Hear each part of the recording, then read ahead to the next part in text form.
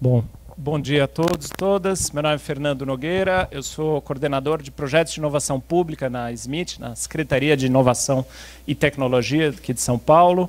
E é um prazer recebê-los todos hoje para mais um Diálogos SMIT, esses eventos que a gente traz pessoal da academia, da prática, de empresas, sociedade, de outras partes do governo, para discutir temas relevantes ligados à inovação, tecnologia e gestão pública. E hoje a gente está com um tema bem relevante, bem um pouco na crista da onda assim, das discussões, né? Coisas que ainda parecem bem distantes, mas que já estão afetando a nossa vida, e cada vez mais essa é uma questão que deve trazer debates éticos, práticos, muito sérios para a gente, que é essa questão dos algoritmos e gestão pública, né?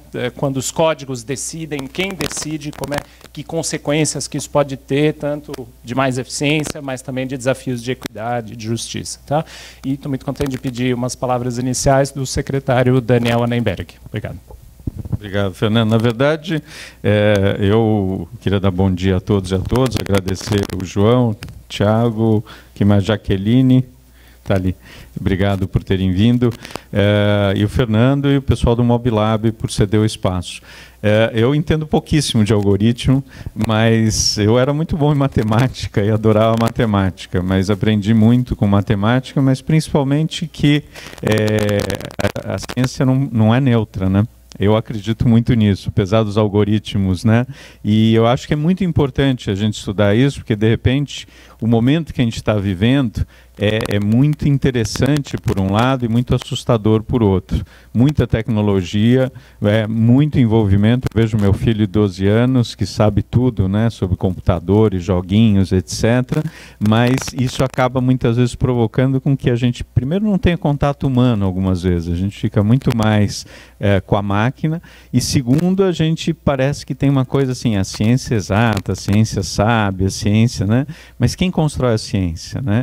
Como é que essas coisas são feitas? E é aí que eu acho que é muito interessante discutir algoritmos. Não sei se é exatamente nessa pegada que vocês vão conversar, mas para nós é muito importante discutir essa questão da neutralidade, a questão de como é que a gente chega onde a gente chega hoje com uma série de coisas. E a gente tem visto aí, né, como esse mundo, para daqui a uns anos, eu estava lendo ontem, o pessoal da Singularity falando o que vai acontecer nos próximos 2, 4, 6, 8 anos, é assustador, né? É uma coisa assustadora.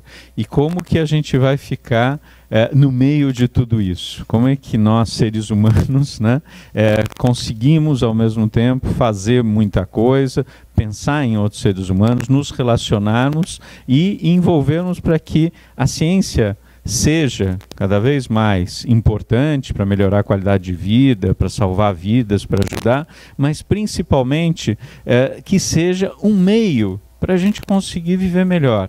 Né? Acho que a ciência em si e a tecnologia em última instância, né? Eu sempre falo isso, né? Eu sou secretário de Inovação e Tecnologia, mas a tecnologia tem que ser meio, né? Ela não pode ser fim.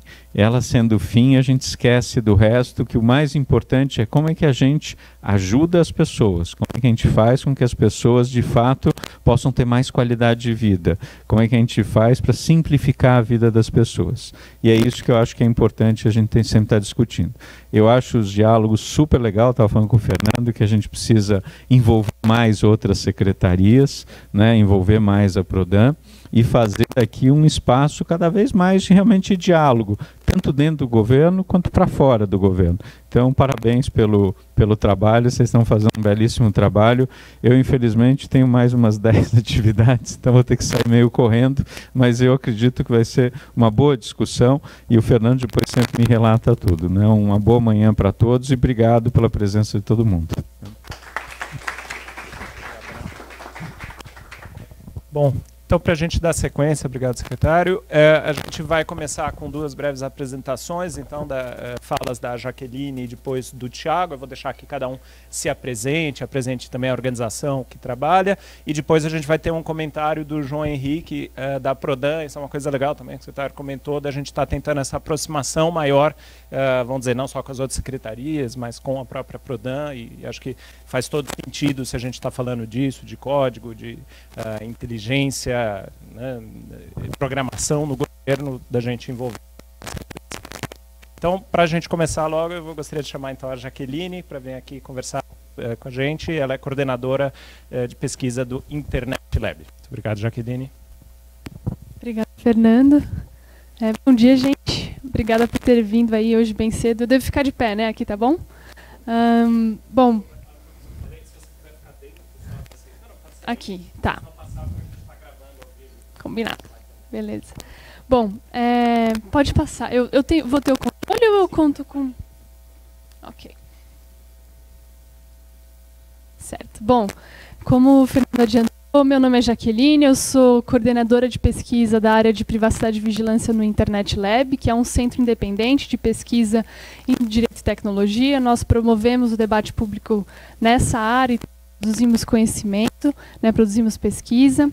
Hoje fui convidada para falar de algoritmos e políticas públicas, e mais especificamente o Fábio, quando me convidou, Jaqueline, traz algumas reflexões sobre equidade, sobre problemas relacionados a preconceito, como é que a gente torna algoritmos mais accountable, né? E, enfim, a minha reflexão, a minha apresentação hoje é nesse sentido, é uma provocação, é uma resposta a essa provocação que o Fábio me fez. E, enfim, eu já tinha estudado alguma coisa disso, trabalhando com proteção de dados pessoais, que é a minha área de especialidade lá no Internet Lab, e aí tive que expandir um pouco mais disso, e então eu acredito que na minha apresentação, né, para preparar para a apresentação, mas eu acho que eu estou aqui também para aprender muito, para ouvir de vocês o que vocês têm pensado e a gente possa discutir, debater e produzir conhecimento juntos aqui hoje. Muito obrigada de novo ao Fábio pelo convite e à Secretaria pela oportunidade. De verdade, muito legal esse projeto de vocês. Eu quero começar contando a história dessa professora aqui, a Sarah Wiesock. Ela é uma professora de era uma professora de escola pública em Washington, D.C., nos Estados Unidos, e ela foi demitida em 2011 porque um algoritmo disse que ela deveria ser, que ela não estava entre as melhores professoras. Na verdade, ela estava entre o 2% pior. E esse algoritmo fazia parte de uma política que havia sido adotada pela Secretaria de Educação de Washington, D.C. Eles queriam manter apenas os professores que tinham as melhores pontuações, segundo esse algoritmo, e assim otimizar, né, colocar os professores nas posições em que eles estariam... que eles impactariam mais alunos e assim melhorariam aí os rankings de Washington em termos de educação, né? Mas essa história causou muito espanto e foi por isso que virou essa notícia no Washington Post, porque essa professora ela tinha excelentes recomendações dos diretores, ela era muito querida pelos alunos e os pais também adoravam ela. E aí, de repente, o algoritmo determinou que ela deveria ser demitida. Ela buscou explicações sobre isso e não conseguiu. Esse é o primeiro alerta, então, que eu queria fazer hoje. E a minha apresentação tem essa estrutura. Eu vou começar falando de alguns problemas e alertas que a gente deveria ter e depois falar de iniciativas que estão aparecendo nessa área sobre como mitigar esses problemas. O alerta no sentido de que algoritmos reduzem complexidade social e isso traz, muitas vezes, imperfeições. Nesse caso aqui, esse algoritmo que eles utilizavam se chamava Impact. Ele correlacionava a performance dos alunos em testes padronizados, que o Washington fazia todos os anos, com a performance de professores. Ou seja, se os alunos iam bem nesse teste, os professores também eles assumiam que eram bons. E a gente pode pensar numa infinidade de variáveis que, na verdade, impactam o desempenho de alunos e que não dependem de professores, né? E quando a gente começa a falar de Brasil, isso é especialmente importante. A gente pode pensar em alunos que, na verdade, não têm uma estrutura familiar muito boa, que, enfim, ficaram doentes ou que se mudaram muito de casa, ou não se alimentaram bem e por isso não vão bem na escola, e não só por causa da professora, né? Ou então a gente pode pensar em problemas que vão muito além do próprio desempenho dos alunos. Aqui, nesse caso, a suspeita era que, na verdade, os outros professores, já sabendo que mais ou menos, e suspeitando como ele funcionava e o que ele pontuava, eles começaram a mentir, falsear testes de alunos, e assim eles falseavam a própria pontuação deles, que eles recebiam. E aí essa professora que não fazia isso foi prejudicada, né? Então, enfim, a gente tem que procurar mitigar essas imperfeições que vão surgir dessa redução da complexidade social dos algoritmos. Segundo exemplo, bem famoso também, no ano passado, quando... no ano passado, né, no início do ano, quando o Teori Zavascki faleceu naquele acidente de avião, a questão que logo, no dia seguinte, já era, mas quem vai ser, então, o novo relator da Lava Jato no STF? E as atenções se voltaram para o algoritmo que determina o sorteio, né, de quem é o relator, quem designa o processo. E alguns pesquisadores da GV Direito Rio já haviam tentado obter informações sobre o código-fonte desse algoritmo para saber quais informações, enfim, o que ele levava em conta, e não tinham conseguido. O STF respondeu dizendo que não havia fundamentação para eles fornecerem essa informação, né? Aqui, então, é um exemplo, para usar o termo que ficou famoso, né, depois do livro do Frank Pasquale, do The Black Box Society. Algoritmos são frequentemente uma caixa preta. A gente não sabe como é que eles funcionam. Na verdade, às vezes, tudo que a gente vê é só o resultado que ele produziu. O Fachin é o novo relator da Lava Jato. É o que a gente sabe. Ele foi sorteado. Mas ele foi sorteado a partir de que critérios, né? Quais dados que alimentaram esse algoritmo, ou melhor, nesse caso, que instruções que esse algoritmo seguiu? Era simplesmente um sorteio simples de um número de 1 a 11, cada ministro é um número, ou levava em conta outras variáveis, como, por exemplo, a quantidade de processos que cada ministro já tem, o tempo que eles levam para julgar, e etc. Enfim. Terceiro problema, também para dar o checklist em vários exemplos já famosos. Esse aqui é um trabalho brilhante que a ProPublica fez nos Estados Unidos, de um brilhante trabalho de jornalismo investigativo. Eles falaram sobre como descobriram, aliás, que alguns tribunais nos Estados Unidos estavam usando esse software de uma empresa, e que basicamente servia para classificar pessoas conforme o seu risco de reincidir, ou seja, de voltar a praticar crimes. E o que eles descobriram era que sempre as pessoas negras tinham, com 2 vezes mais frequência, elas eram classificadas como alto risco, né, em comparação com brancos. E eles desmascararam nessa reportagem alguns casos em que, na verdade, justamente a pessoa que era branca, que tinha sido classificada como de baixo risco pelo algoritmo, não voltou a reincidir, voltou a reincidir, a pessoa, e o negro que havia sido classificado como de alto risco, não, né? Esse aqui, então, esse exemplo mostra que esse outro problema, esse outro alerta que a gente deve ter. Algoritmos são potenciais armas de destruição matemática, para usar o termo da Cathy O'Neil, né, no livro Weapons of Math Destruction. O que ela quer dizer com isso? Que algoritmos são esses modelos matemáticos, às vezes invisíveis, opacos, como a gente falou. Às vezes eles são construídos nas melhores das intenções, mas eles codificam muitas vezes, eles codificam muitas vezes preconceitos, injustiças e vieses que a gente, como humanos, já tem. E aí, de repente, esses mesmos algoritmos, a partir disso, já começam a gerenciar as nossas vidas e reforçam preconceitos, reforçam injustiças, impedindo aí que haja realmente um progresso democrático. E por isso a gente deve atuar no sentido de dirimir esses problemas, né? Bom, e aí? Eu falei de 3 problemas, né, que podem surgir aí na aplicação de algoritmos do setor público. Uma simplificação exagerada da complexidade social. Segundo, falta de transparência. E terceiro, problemas relacionados à equidade, né, injustiças e preconceitos.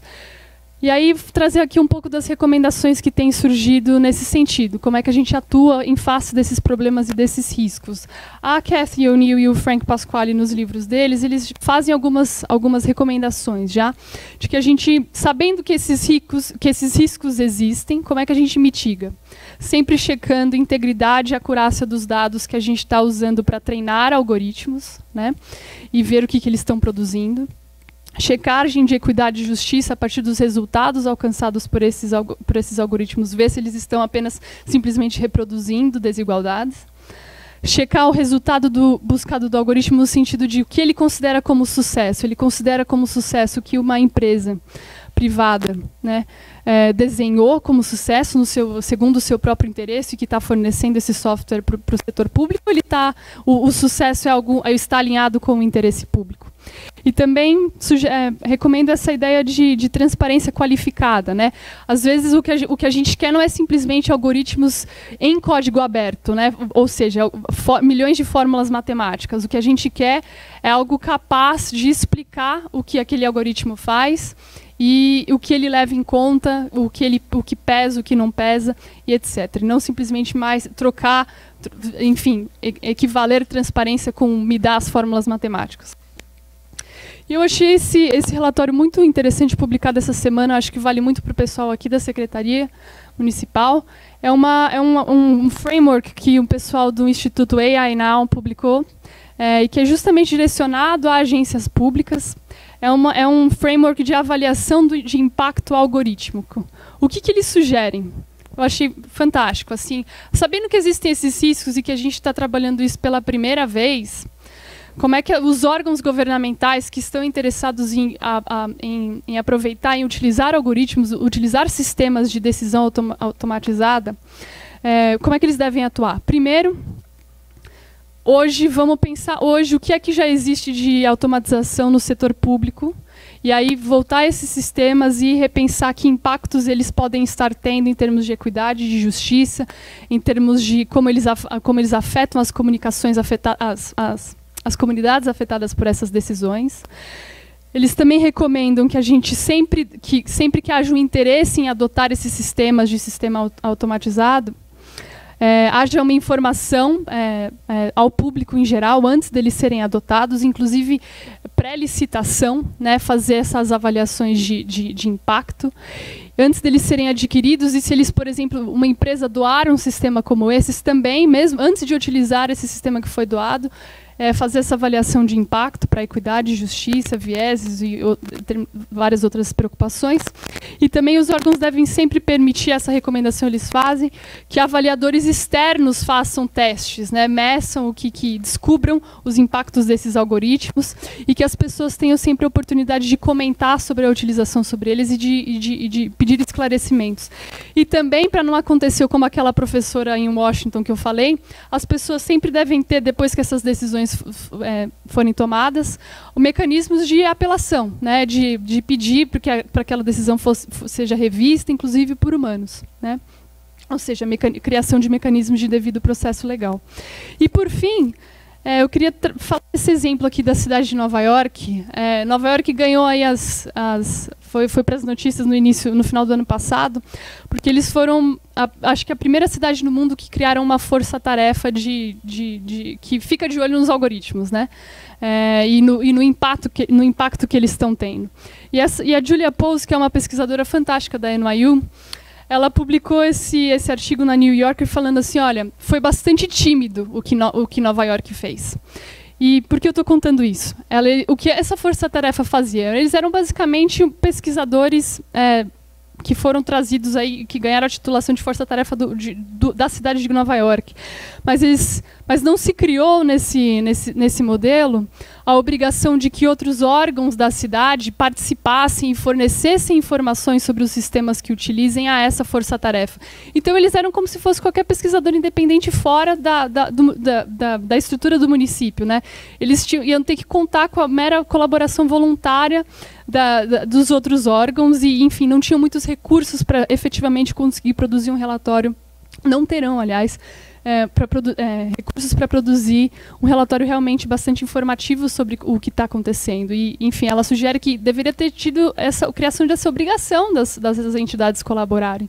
Outra coisa que ela falou que eu acho muito interessante, especialmente para a gente aqui pensando em São Paulo, e com isso eu acabo, é que é um relatório muito tímido no sentido de que a gente poderia ter já começado a pensar como que as parcerias, e utilizando-se do poder de barganha que Nova York tem como uma das cidades mais importantes do mundo, poderia ter pensado que, enfim, a gente vai envolver privados aí especializados no fornecimento desses sistemas automatizados, que estejam dispostos a participar desses processos de envolvimento de terceiros na avaliação do software, de transparência qualificada, ou seja, que já vão estar, que já vão topar que o software deles seja avaliado em termos de impacto na comunidade, né?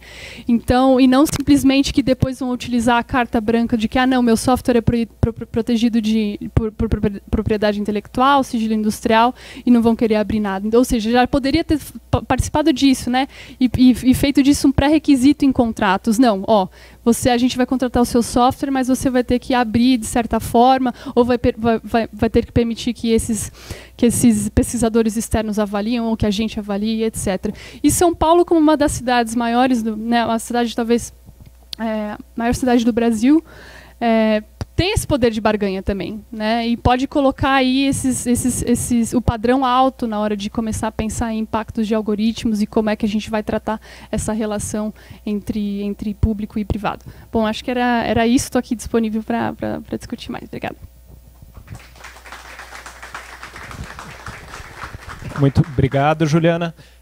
Isso, vou convidar, você volte para a plateia. Não, pode ficar aí na plateia, e daí depois, quando a gente acabar a parte de apresentações, a gente compõe aqui a mesa para o debate com o público, tá bom? E ela ficou comentando do Fábio, e eu deselegantemente esqueci de mencionar isso na coisa de abertura, que eu tive de férias recentemente, e quem organizou todo esse diálogos dessa vez foi o Fábio Storino, que está ali, tá? Então, obrigado, Fábio, também pelo apoio aí muito durante, enfim, não só aqui no Diálogo Smith.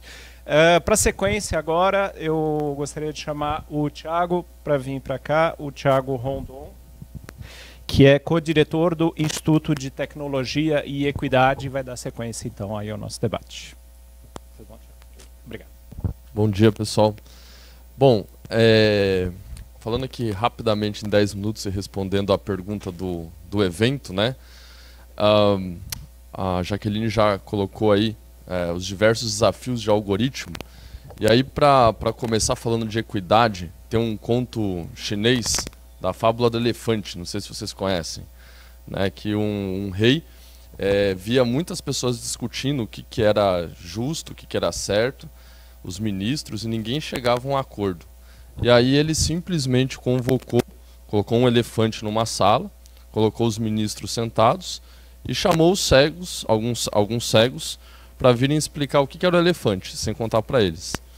E aí um primeiro cego falou: olha, isso daqui parece uma corda, quando pegou no rabo do elefante. O outro, quando pegou na parede, comentou que aquilo era talvez um muro, alguma coisa assim, e discutiu: você está errado. E quando pegou no chifre, comentou: isso aqui parece uma lança. O outro, quando pegou, eles foram começando a discutir, cada um dizendo a sua verdade, e esse rei começou a dar risada. Isso que está acontecendo aqui.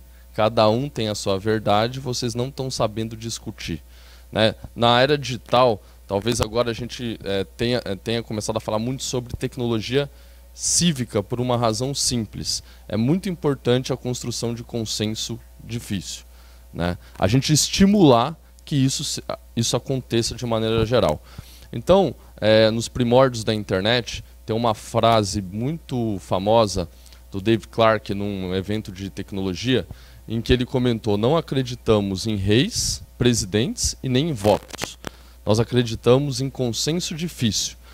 E como que a gente estimula consensos difíceis? A internet é um exemplo disso, de padrões de tecnologia que foram criadas, com diversos atores globais definindo protocolos de maneira muito difícil, né? Ou seja, o processo de aprendizado geralmente ele é muito mais importante do que o resultado, né? E como que a gente estimula esse processo de aprendizado, né? Principalmente falando em esfera pública, hoje os algoritmos estão substituindo um pouco pelo senso que a gente tem humano.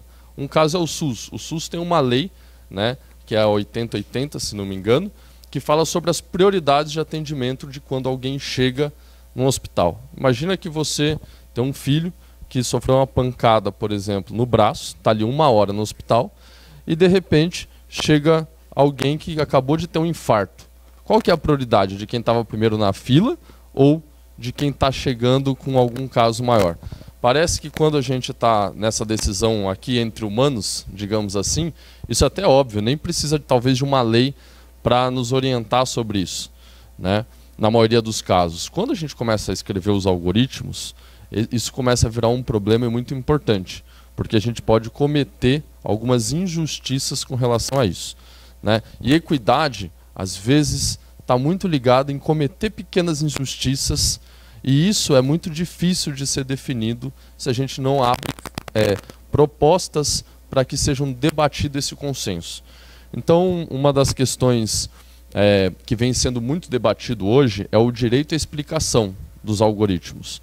Então, vamos supor, tem um site público que se chama Algoritmos Tips, alguma coisa nesse sentido, onde ele descreve a história dos algoritmos, para que as pessoas entendam o que aquele algoritmo está fazendo. Então, por exemplo, eu estou indo tirar uma CNH, ali tem um processo de fila online. Onde está a explicação disso? Essa explicação ela tem que começar a vir ao tempo inteiro para que nós possamos questionar isso, porque de maneira geral fica muito difícil questionar, até com o exemplo que a Jaqueline colocou antes, quando a gente só tem um resultado, por exemplo, no caso da STF. A notícia é aquela, já foi escolhida para o sorteio. E como não há uma explicação sobre o que é um sorteio, fica muito difícil a gente, em sociedade, debater se aqueles critérios são justos ou não, né? Então, acho que uma das primeiras propostas respondendo à questão, quem escolhe quando o código decide, é um consenso difícil. É criar mecanismos de construção disso. O segundo é o direito à explicação, deixar isso numa linguagem cidadã, acessível para debate, né? E o terceiro ponto, que é algo que vem sendo cada vez mais comentado e que talvez seja o mais difícil nos próximos anos, por conta de modelos de negócio, por conta de uma série de questões, é a transparência de fato desses códigos que estão sendo executados, né? Quando a gente fala de transparência, ela é um pouco, ela vai muito além, né? Essas questões que estão acontecendo agora recentemente com o Facebook, por exemplo, que está na mídia, e que talvez muitos especialistas já há muito tempo debatem isso, pela primeira vez isso parece que tem sensibilizado o maior número de pessoas, né? Assim, até então existia aquele discurso, quase que no meio político, se eu sou um cidadão do bem, eu não tenho nada do que esconder de ninguém, podem ver minha vida, etc. Agora, quando isso começou a implicar em outras questões, como nós estamos sendo construídos ou influenciados como informação, parece que isso surgiu uma sensibilidade maior, e isso aconteceu por uma explicação que a mídia começou, né, a colocar isso nos ouvidos de todos, essa grande importância de ter esses dados monitorados. Tanto que diversas pesquisas que estão saindo agora nas últimas semanas já mostram uma preocupação gigante da população em geral, porque teve um acesso a uma explicação e estão começando a questionar isso. Então, de maneira geral, quando a gente fala de transparência, a gente está falando de código, a gente está falando do modus operandi, a gente está falando de uma série de coisas. E uma sociedade que está se digitalizando, está se automatizando, o que é um problema muitas vezes, principalmente num campo democrático, de serviço público, etc. Se a gente não trazer esse componente, vai ser muito difícil lidar com esses desafios daqui para frente. E eles podem ficar sujeitos a questionamentos talvez desastrosos no futuro, né? Então, essa é a sugestão, e eu encerro aqui para a gente começar o debate. Obrigado. Obrigado. Obrigado, Thiago. Antes da gente então começar o debate, já queria chamar o João Henrique para a gente começar então primeiro comentários então sobre essa fala do ponto de vista da Prodan. Pode se apresentar também, por favor. Bom dia. Eu trabalho na Prodan, como vocês sabem, então o nosso dia a dia é tentar aumentar esse catálogo de serviços que a gente provê, serviços eletrônicos para o munícipe e para o cidadão. E assim, eu acho bem interessante esses diálogos, porque a gente está no dia a dia lá, tentando aumentar esse catálogo de serviços, tentando aumentar essas integrações entre as secretarias, tentando prover serviços de valor para o cidadão. Só que a gente se esquece um pouco, às vezes, de refletir sobre essas decisões, sobre esses problemas que a Jaqueline trouxe, pontuou, que o Thiago trouxe. E, assim, são diálogos interessantes, mas eu acho que a gente está um passo atrás ainda. A gente precisa aumentar esse catálogo de serviços para realmente chegar num cenário como esse, num cenário de um problema como esse que foi apresentado aqui. Eu achei muito interessante os pontos que a Jaqueline levantou, como pontos de atenção, prestar atenção nos dados, porque a gente está trabalhando com software. Software parte por premissas e ele pode cometer erros. Eu só posso dizer o que o software faz, eu não posso dizer o que o software não faz. Então, assim, não necessariamente meus dados estão íntegros, não necessariamente meu dado está ali há muito tempo dentro da minha base de dados. E o meu software ele sofre constantes atualizações. Então, não necessariamente aquele dado é consistente ou íntegro. Então, eu achei bem interessante o ponto que você levantou de verificar os dados, verificar a validade dos dados. E a partir do momento que eu cheguei numa decisão, que eu tenho uma estratégia, validar se realmente essa estratégia é válida ou não, se é realmente verdade ou não. Um outro ponto que eu acho que seria interessante, eu não sei se não foi abordado aqui, mas eu acho que seria interessante, é aumentar o atendimento às exceções, que seriam os canais como 156. Intensificar esse atendimento, porque é nesse lugar que vão chegar os casos que não foram pegos pela maioria do software, que não foi atingido pela maioria do algoritmo. Quando você fala de um algoritmo, quando você cria um algoritmo ou um serviço, você está tentando atender a grande massa, mas você tem as exceções. Então, canais como 156 que seriam os canais que iriam receber essas exceções e conseguiria tratar isso de alguma forma. Acho que é isso.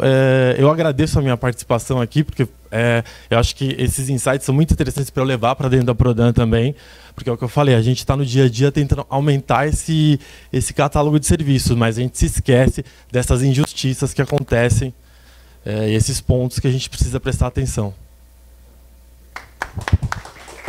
Obrigado, Thiago. Eu vou convidar então agora os três, o Thiago, a Jaqueline e o João Henrique aqui para frente, para compor agora a mesa. E aí eu vou começar, por favor.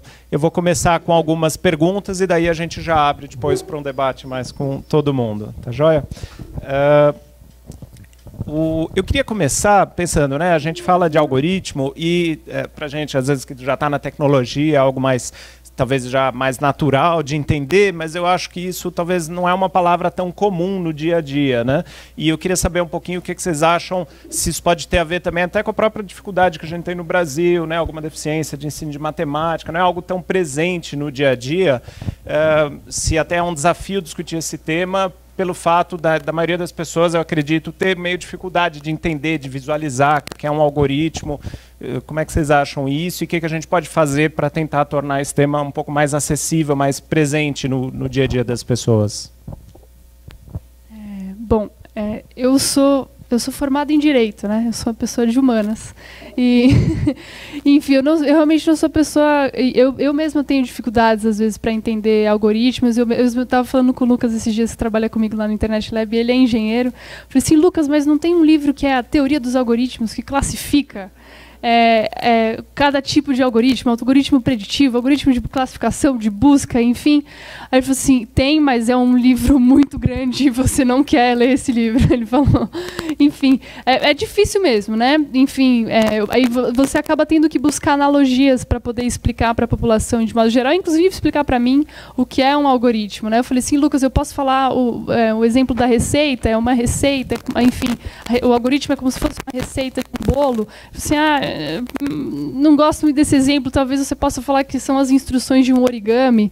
Enfim, eu acho que a gente tem que buscar esses exemplos mesmo, essas analogias, para começar uma conversa com a população. É claro que na hora que a gente está falando de todos esses problemas aqui, a gente está falando de algoritmos super complexos, né?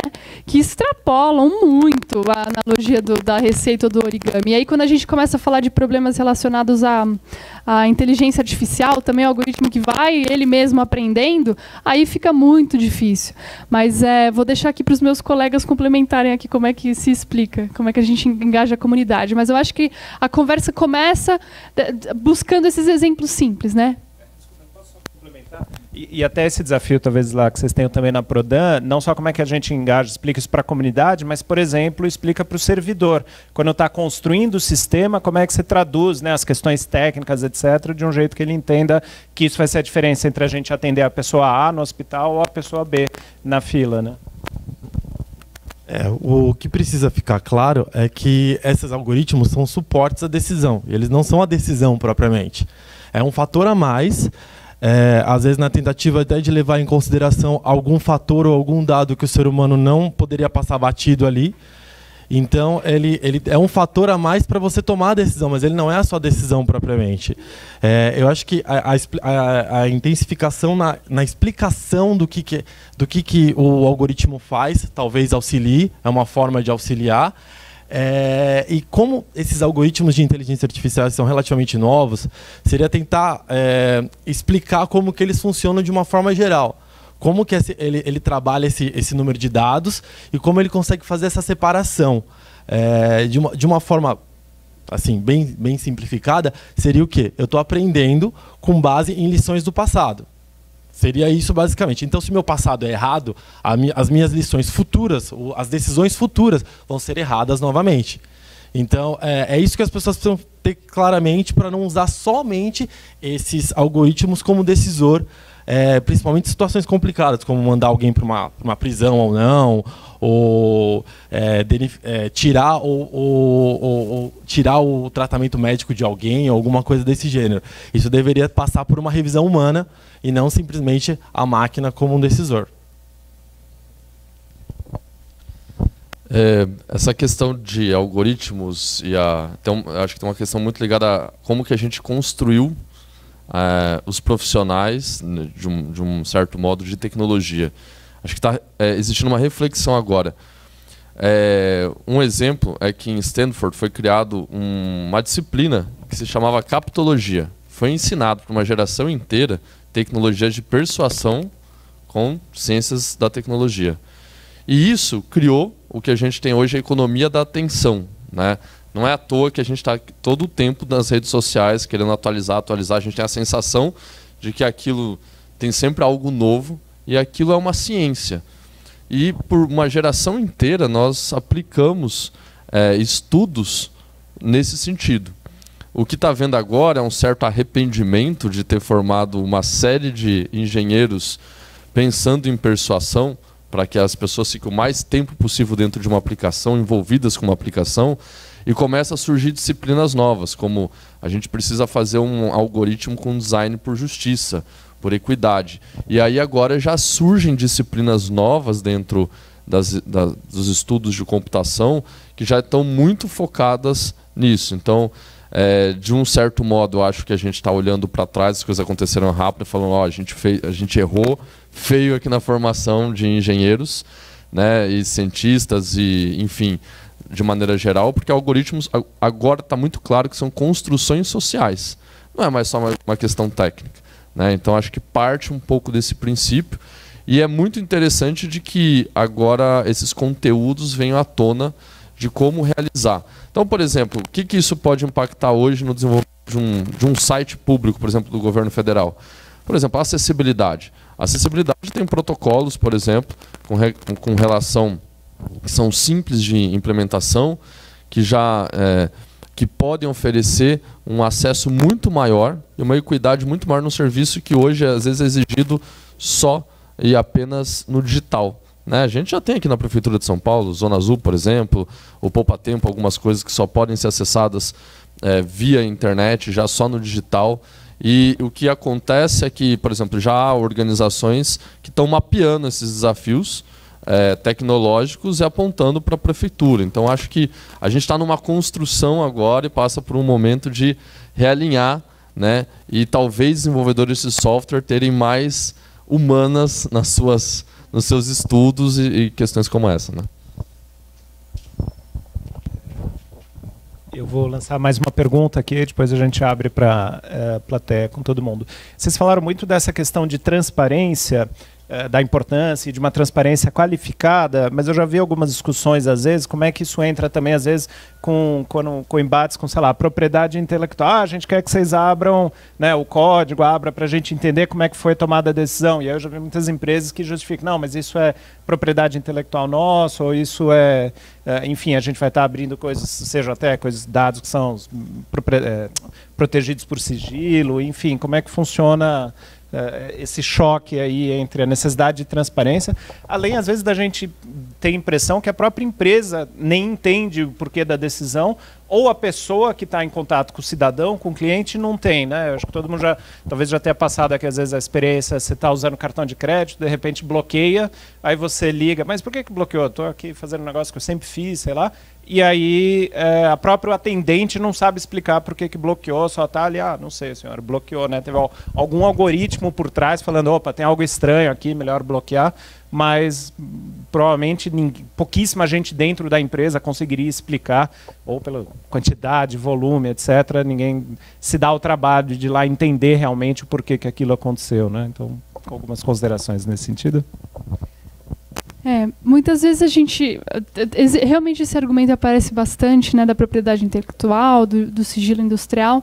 Às vezes você realmente só vai conseguir envolver uma empresa, né, movida a incentivos econômicos num projeto, em desenhar um sistema complexo de automatização, se ela vai garantir algum tipo vai se preservar de alguma maneira, né? E muitas vezes ela faz isso com propriedade intelectual.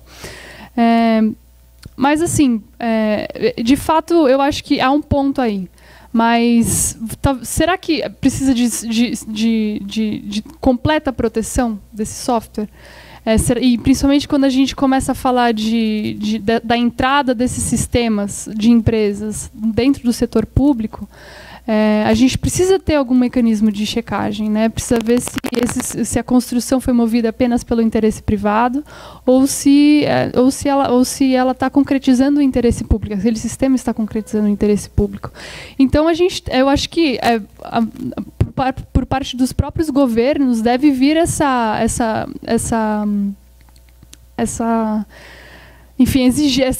exigência de que haja, mesmo que não haja 100% de transparência, que algum tipo de informação essas empresas retenham, outros tipos de coisas elas devem aceitar. Por exemplo, que pessoas possam fazer testes, né, nesses algoritmos, nesses sistemas, e aí avaliar como é que eles estão sendo utilizados. E aí permitir algum tipo de abertura em termos de explicação, se não das fórmulas matemáticas em si, explicar o que é que está acontecendo em algum nível, né? A gente pode trocar, mesmo que não haja 99% de transparência, talvez que houvesse 80%, né? O que eu queria lembrar, como provedor de serviço, como quem constrói, é que desenvolvimento de software é algo relativamente novo. Então, assim, a gente está aprendendo. E aí, como o Thiago citou, da formação dos engenheiros, o desenvolvimento de software ele ainda está transitando, né, nessa linha tênue entre uma engenharia 100% ciência ou é algo artesanal. A construção do software é algo mais próximo, mais distante de uma fábrica, mais próximo, por exemplo, de uma produção criativa, como um marketing. Em que área nós estamos? Para onde nós estamos indo? Então, assim, se eu estou falando que eu estou pegando ideias de pessoas, premissas de pessoas e transformando isso em algoritmos, transformando isso em software, eu ainda posso dizer que hoje o mercado está tendendo mais para o lado do criativo da criação do software.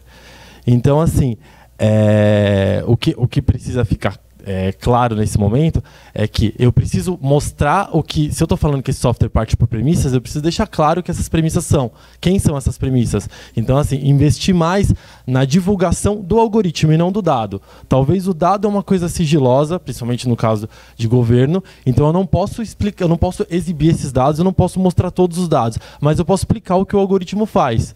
Isso não teria problema nenhum, salvo exceções como ramo financeiro, fraudes, cartões que realmente eu não posso abrir, mas talvez no caso de um atendimento eu posso, quando o software encontra uma exceção e proíbe, barra alguma coisa, dar uma mensagem mais explicativa.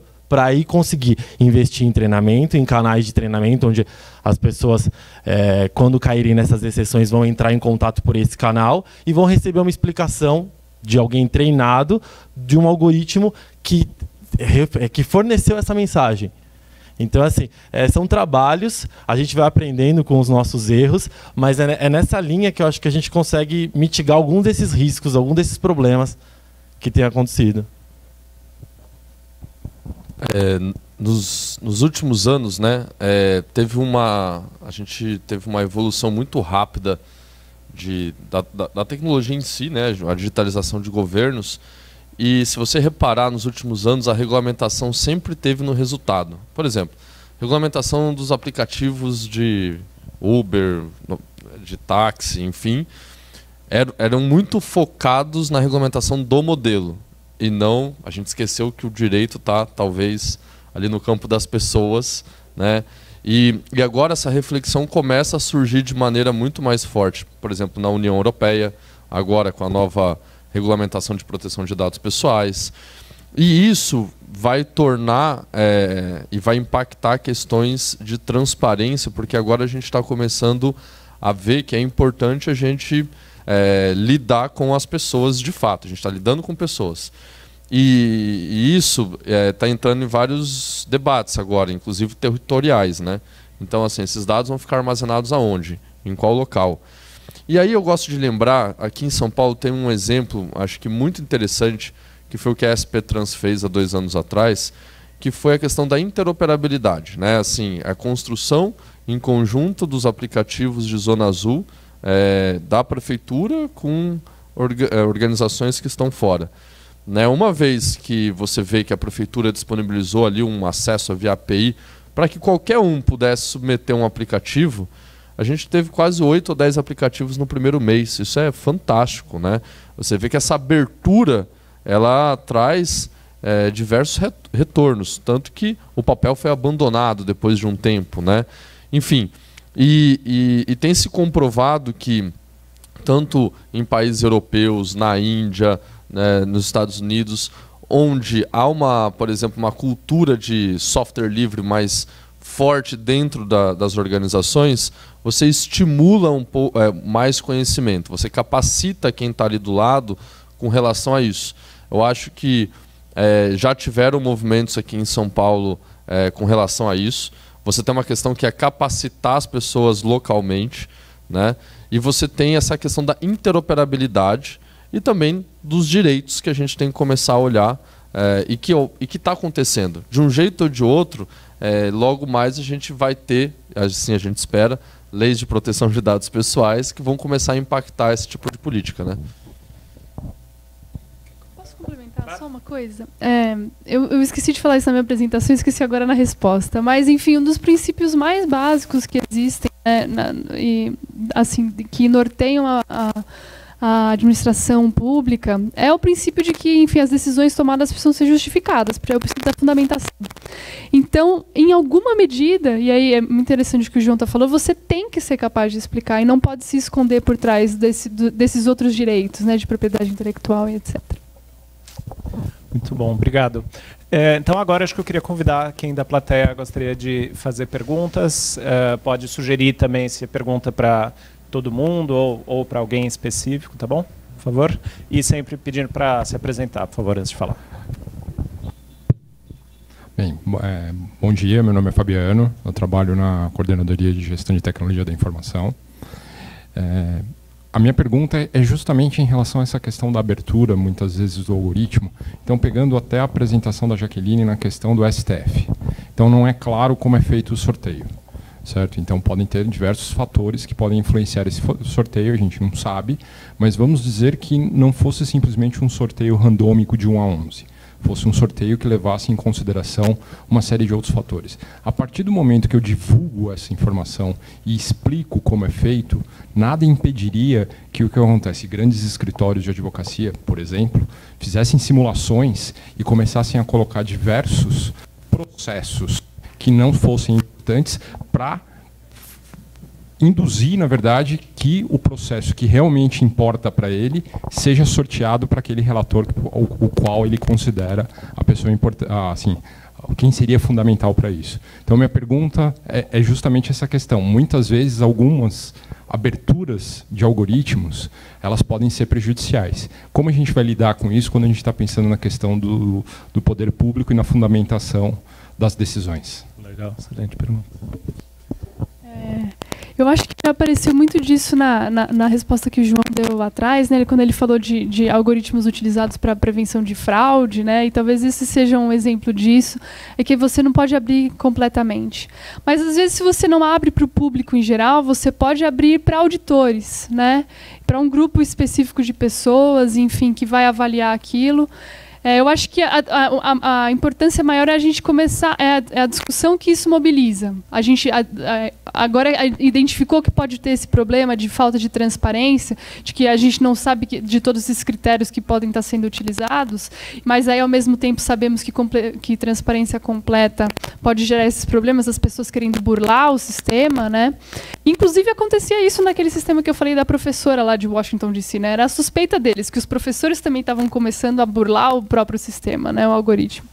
A gente tem que começar essa discussão de como é que a gente remedia esse problema também, né? Como é que a gente vai começar a compatibilizar. Eu vou deixar aqui para os meus colegas técnicos aqui pensarem um pouco mais nas soluções. Você tem duas saídas aí, né? Você tem o input, que são os dados, que você, nesse momento, não ficou claro o que vai ser feito, e o algoritmo que foi escolhido para fazer o sorteio.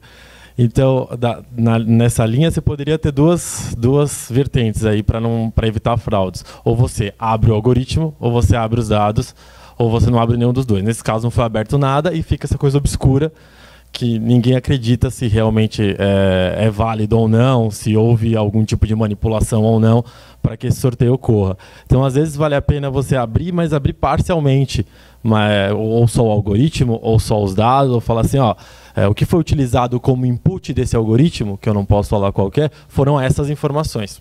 Ponto. É até onde eu posso te fornecer, mais que isso só através de uma auditoria e algo mais formal.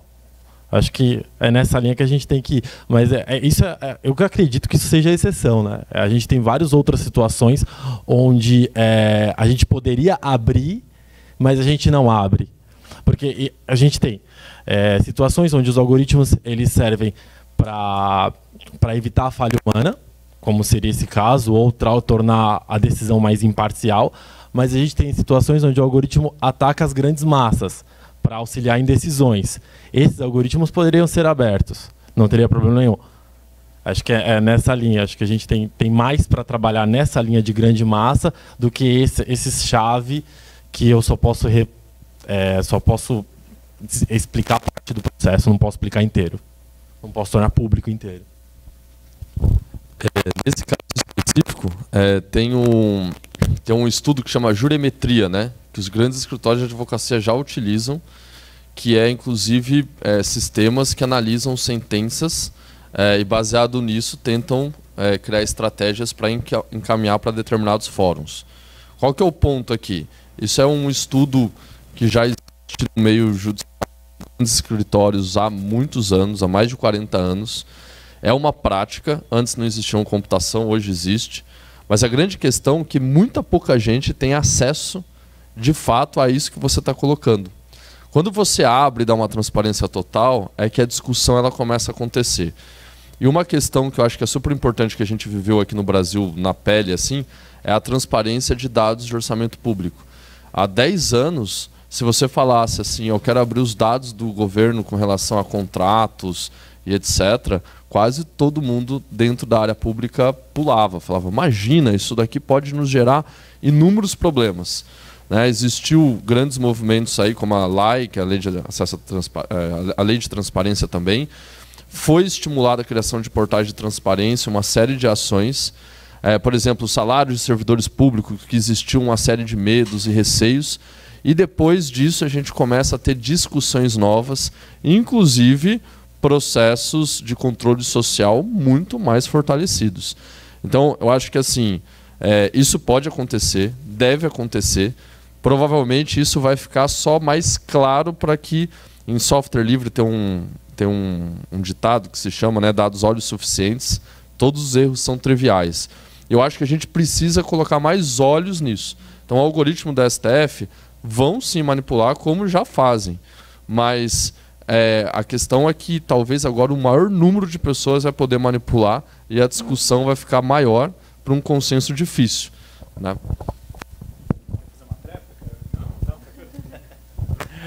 Não, obrigado, Fabiano. Tem mais perguntas?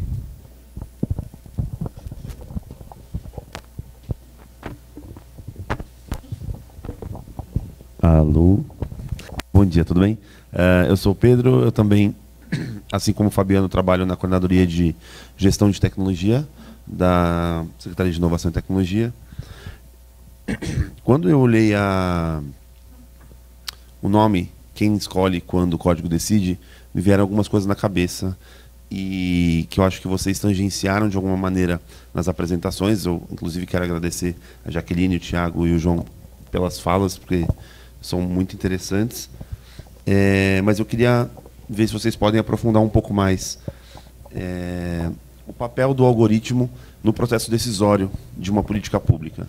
O João falou que o algoritmo ele deve ser um assessor da decisão, mas também falou o que é notório para a gente, a crescente prática da inteligência artificial, né? Os governos, de alguma maneira, têm um sonho de trazer para dentro a inteligência artificial, de favorecer, de automatizar os processos e tudo mais. Nesse sentido, quais são as tendências para governos hoje, quando se fala de algoritmos e o processo decisório? E aí o que eu queria entender é, do ponto de vista de vocês, se a gente corre o risco, em algum momento, de perder o processo de humanização da decisão dos governos, e se isso pode gerar uma zona cinzenta aí desse processo de decisão. Me interessa muito que o processo decisório dos governos continuem sendo humanizados. A gente fala de equidade e de justiça. Até acho que vocês falaram em algum momento sobre a questão de os algoritmos começarem a se preocupar mais, ou as matérias começarem a se preocupar mais com como colocar justiça e equidade dentro dos processos decisórios automatizados. Será que a sensação de justiça e equidade ela é possível de se passar para um algoritmo? Queria que vocês explorassem um pouco isso, que isso impacta diretamente, né, numa escolha de decisão de política pública, né? Seja ela menos complexa ou mais complexa. Então, qual é essa relação? Legal. Obrigado, Pedro. Quem gostaria de começar?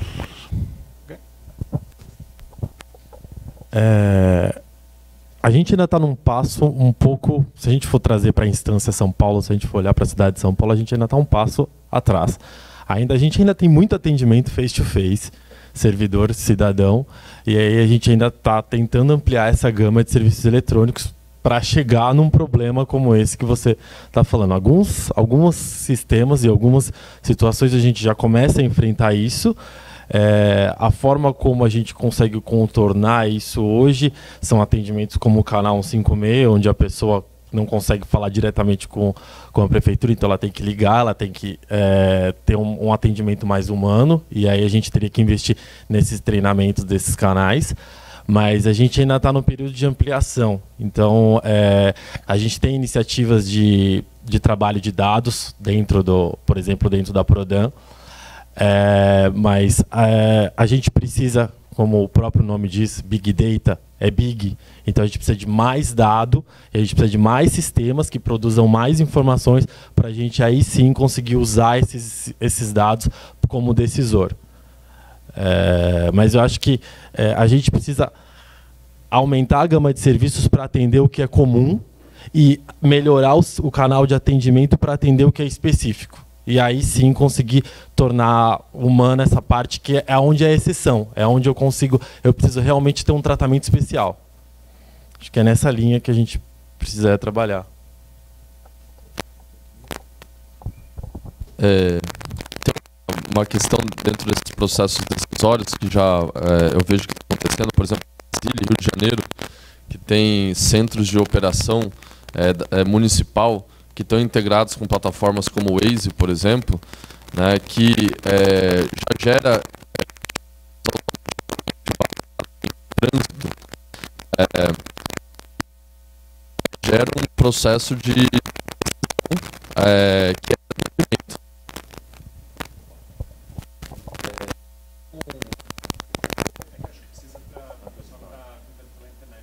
Alô? Pode ser. Alô? Vamos ver. Então, as decisões elas já estão sendo tomadas, né, indiretamente. Então, por exemplo, eu tive num evento da CGE, dentro do Ministério das Cidades, que existia esse painel de controle, por exemplo, das cidades, que chamados já eram determinados, né, por aplicações externas. Então, ó, tem um trânsito aqui que não é comum nesse determinado dia. Abra um chamado automaticamente. E isso vem acontecendo de uma maneira e vai começar a acontecer cada vez mais rápido em diversos locais. A grande questão é que eu acho que é igual o conto dos elefantes, né? A gente tem que ter essa visão, acho que como você está reforçando, de que isso tem que ser uma visão, né? Mas não toda a visão, né? Não tem que ser a única verdade. A gente precisa colocar isso. E aí, de maneira rápida, acho que respondendo um pouco a questão da inteligência artificial, o Google colocou, né, há 2 anos atrás, um sistema que está aprendendo sozinho a traduzir línguas, né? Então, por exemplo, traduz para chinês, mas não tem nenhum chinês dentro da equipe. Aprendeu a traduzir de português e espanhol, porque a inteligência artificial, depois de 6 meses, os engenheiros do Google não entendiam por que ele estava sabendo traduzir tantas línguas que eles não tinham programado ou colocado dados. Eles viram porque o Google, essa inteligência artificial dele, criou uma linguagem própria e os engenheiros descobriram depois de 6 meses com um processo que chama de intralinguagem, né? Você entra ali para ver o que a inteligência artificial está fazendo. E, de novo, isso cada vez mais vai ficar forte a questão da transparência. A gente vai ter que abrir esses processos para ver o que está acontecendo, principalmente em esferas públicas. E quando a gente começar a ver que plataformas, por exemplo, igual o do Facebook, por exemplo, a FGV, tem estudos sobre o uso de robôs e menções governamentais para os ministérios do governo federal. Eles têm painéis lá que são dados que vêm de Twitter, Facebook, etc. Então, assim, as coisas, a gente já tem uma interoperabilidade, já está acontecendo. A questão é que a gente precisa começar a falar de que forma isso deveria acontecer. Na minha opinião, ainda está muito solta. Eu queria ecoar ideias que surgiram na fala do João e do Tiago agora, de como a gente tem que sempre garantir mecanismos que vão dar conta das exceções e que não... eu não... e sempre garantir que o algoritmo não vai dar a palavra final, ou vai ser a única verdade das coisas, né? E aí eu vou dar um exemplo disso. Eu estava preparando para essa apresentação e eu achei uma pesquisa muito interessante de uma pesquisadora da Federal de Juiz de Fora. Ela treinou um algoritmo para identificar as pessoas selecionadas para o Bolsa Família. Ela primeiro, enfim, treinou esse algoritmo a partir de dados de beneficiários e depois ela testou num banco de dados mais abrangente se ele conseguia identificar essas famílias. E os grupos minoritários, o que ela chamou de grupos minoritários, as famílias que, enfim, não tantas informações sobre elas nos bancos de dados, eles não conseguiam ser algoritmo. Enfim, tive várias dificuldades de entender porque era um trabalho de engenharia, né? Mas me parece que esses grupos minoritários, talvez... A gente pode pensar em grupos minoritários como esses, né? Enfim, se o algoritmo ele consegue resolver o problema das massas, você sempre tem que garantir um mecanismo que vai dar conta de exceções, né?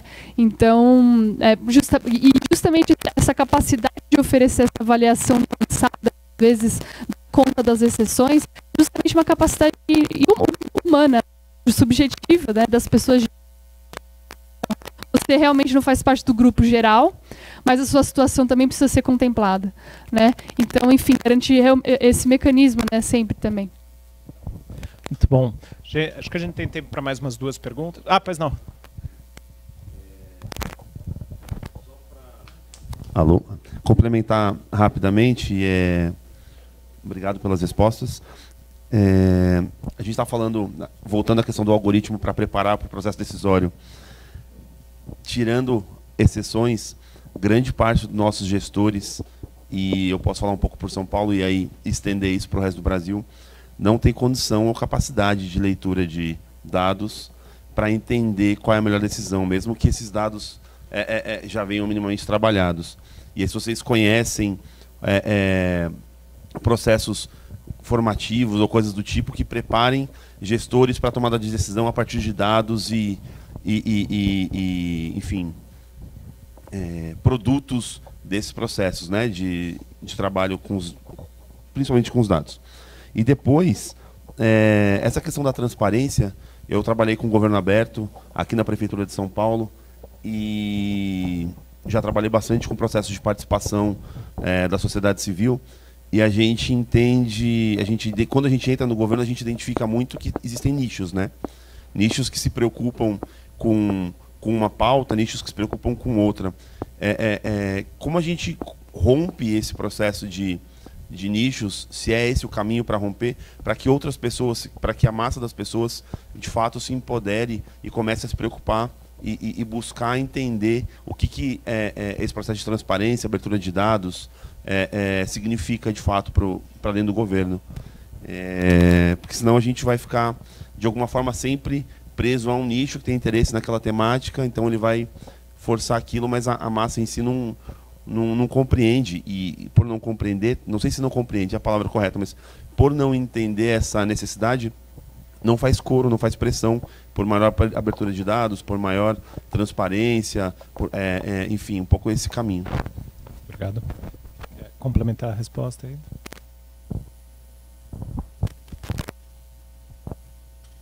Então a pergunta está muito focada nessa questão dos agentes públicos, né? Na América Latina tem alguns exemplos, como na Argentina e no Chile, que são como se fossem dinâmicas entre prefeitos e agentes de tomada de decisão.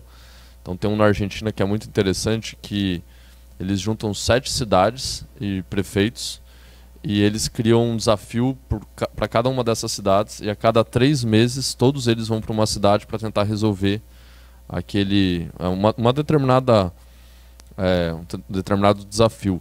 E aí entra um pouco do que eu estava comentando sobre o consenso difícil, que o mais importante nisso talvez esteja o processo de aprendizado que está acontecendo ali.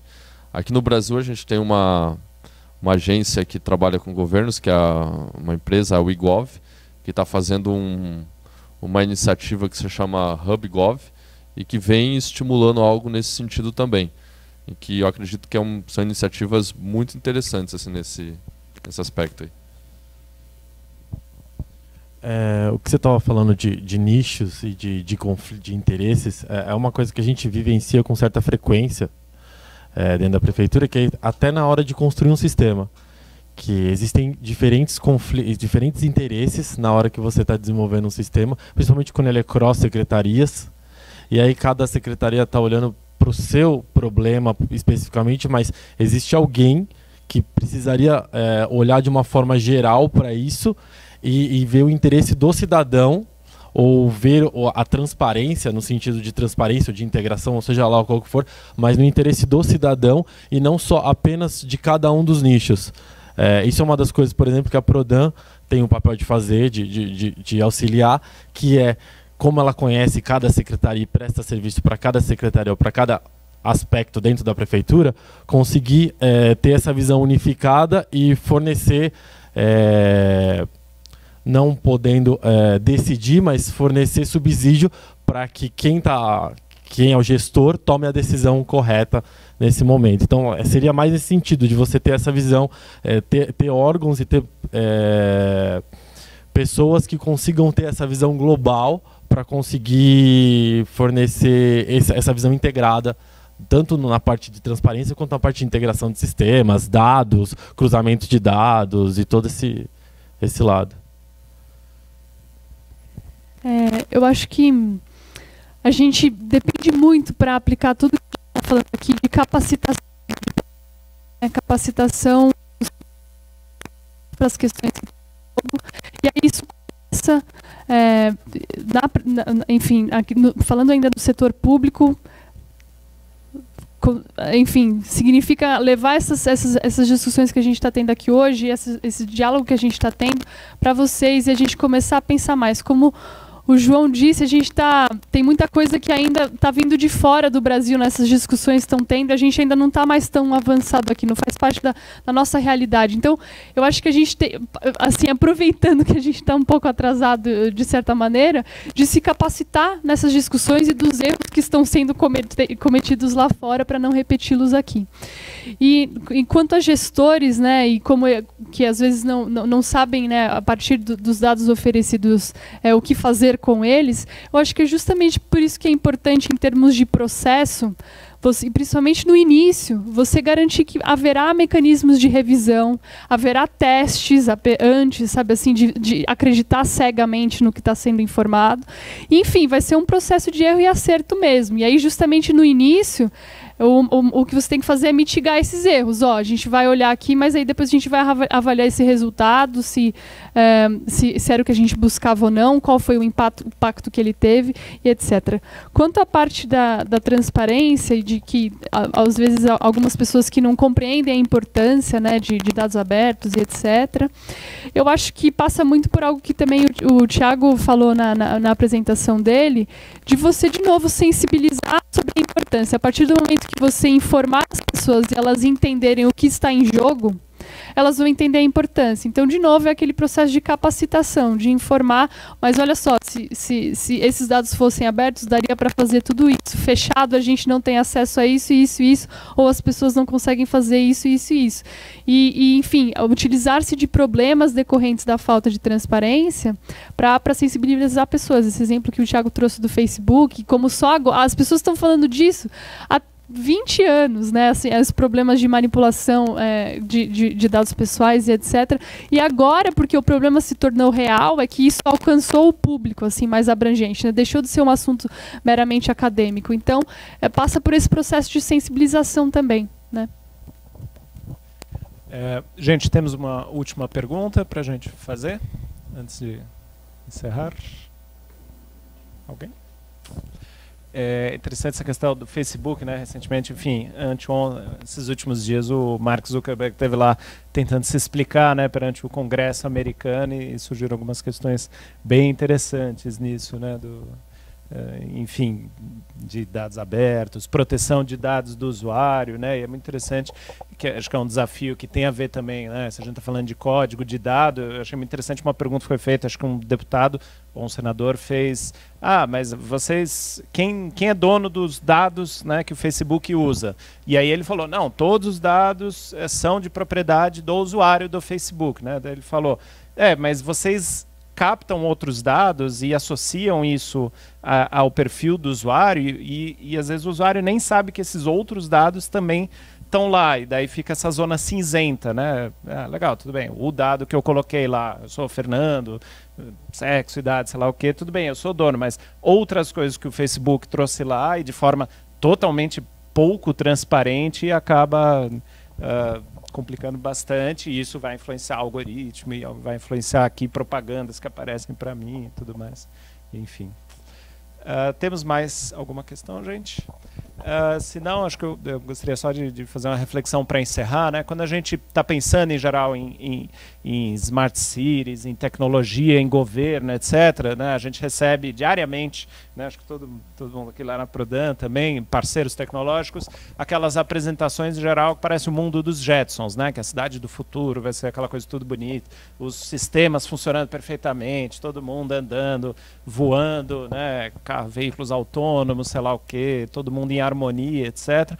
Quando a gente vai para essa discussão, parece, dos dados e dos algoritmos, parece que é quase o exato oposto, né? A distopia, o Black Mirror, os dados, as máquinas que vão dominar a gente, etc. E é engraçado, acho que os esforços que a gente fez, e teve contribuições muito legais aqui hoje da plateia e do pessoal que apresentou, de como é que a gente tenta achar um caminho do meio aí mais realista, né, se aproveitando do potencial da tecnologia, mas tentando conseguir preservar um pouco dessa humanidade, dessa questão enfim, desses parâmetros de justiça e de equidade, nunca é uma máquina que, em última instância, que vai decidir. A gente que, por meio de consensos difíceis, tem que construir o que para a gente é justo, o que para a gente